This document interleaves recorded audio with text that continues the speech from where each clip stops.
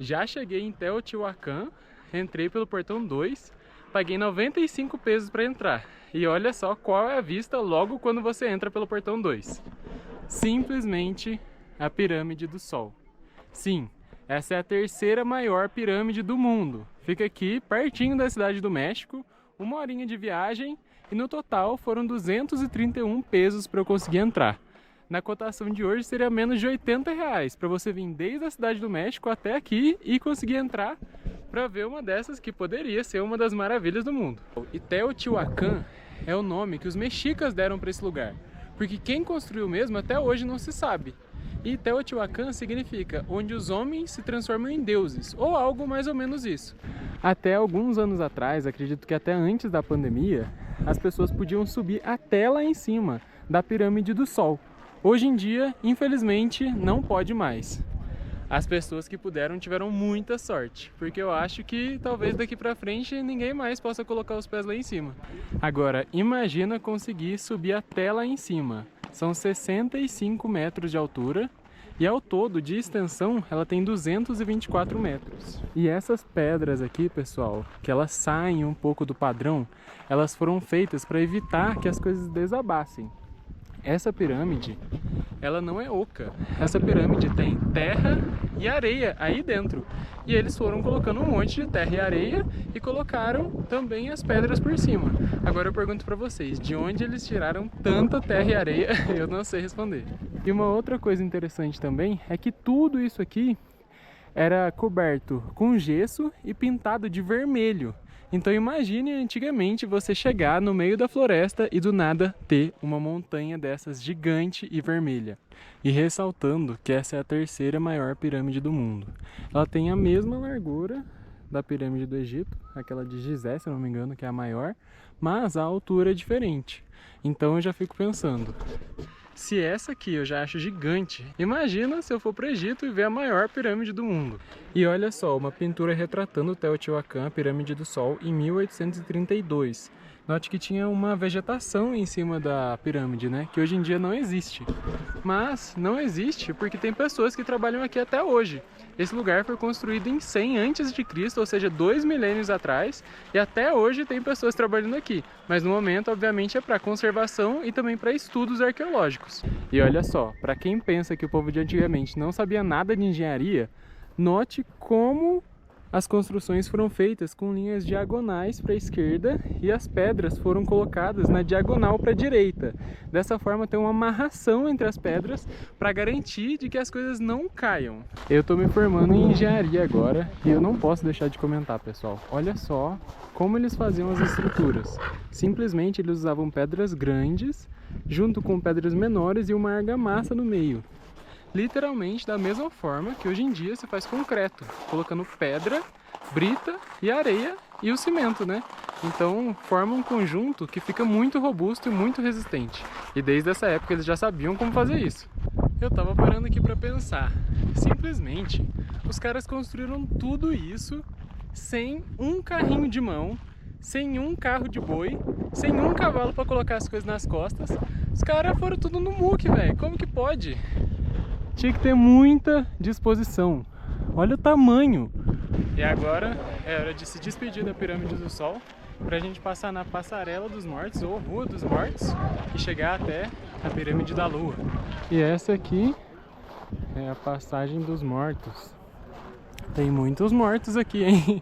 Passando. Obviamente, tirando a brincadeira, os mexicas, quando chegaram aqui, imaginavam que todas essas construções que tem ao redor dos dois lados eram tumbas de pessoas mortas, igual são as pirâmides lá do Egito. Mas na verdade não, são templos a cada um dos deuses que os povos de Teotihuacan cultuavam aqui quando construíram as pirâmides. E se na sua cidade a prefeitura acaba de colocar asfalto no chão e vem a companhia de água e já faz um buraco para abrir um cano lá embaixo, saiba que aqui em Teotihuacan simplesmente tudo isso foi planejado, nada foi construído por acaso.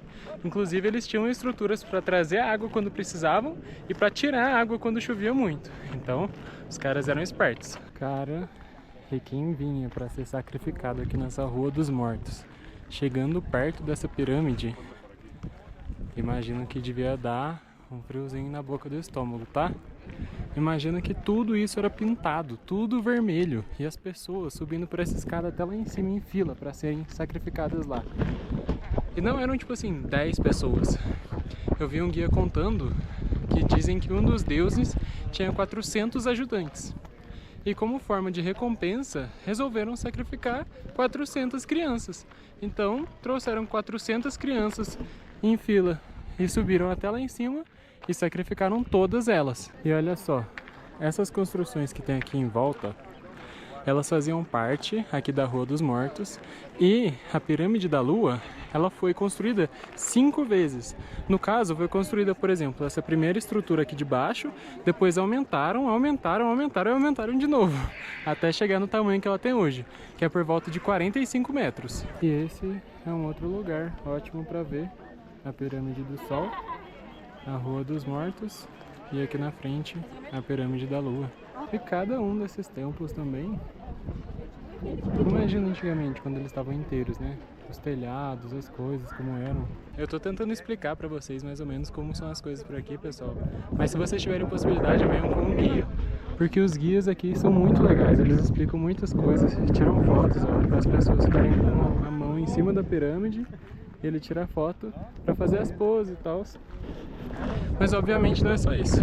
Conta toda a história de como aconteceram as coisas aqui e o que cada uma das estruturas tem a dizer, né? O que aconteceu em cada uma delas. Então, principalmente vocês virem em um grupo grande ou uma família, vale a pena sim contratar um guia para eles explicarem para vocês exatamente o que aconteceu. E esse é um dos lugares mais incríveis que eu já visitei na vida. Simplesmente todas as estruturas em volta dos templos, a Rua dos Mortos, e aqui a gente pode subir. Não pode subir lá na pirâmide, mas pelo menos nessa estrutura aqui a gente pode subir e dar uma olhadinha em volta, todo o esplendor da criação desse povo aqui. E esse é o mais perto que a gente pode chegar da Pirâmide da Lua. E nem dá pra ver, mas a Pirâmide da Lua tá atrás dessa estrutura aqui.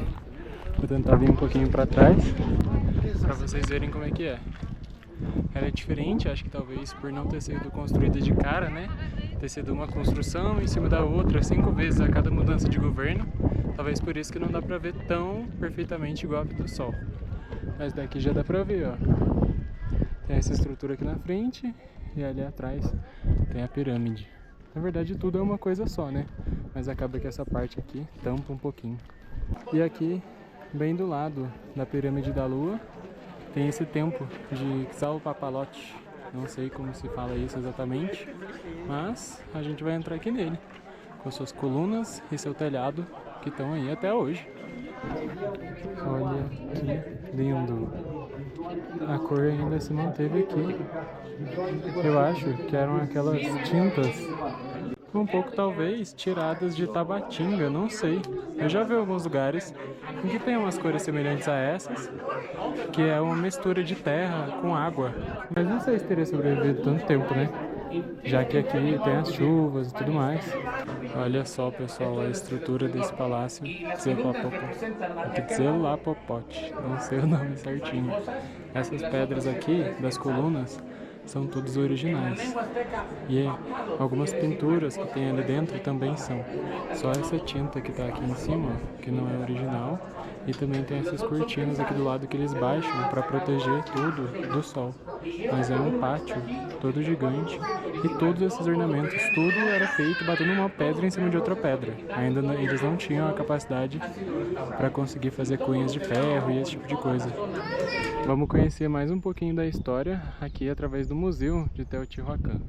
Olha o tamanho desse mural, representando muitas coisas aqui. Aqui tem as máscaras que eles usavam, aqui embaixo eles faziam os entalhes em pedra, algumas partes das artes que eles faziam em referência à fertilidade e tudo mais, as estátuas. Tem também eles aqui, ó, com relação à morte e plantando milho, que é da região daqui da América até hoje. E o que eu mais gostei, simplesmente eles estudando astronomia no caso, né?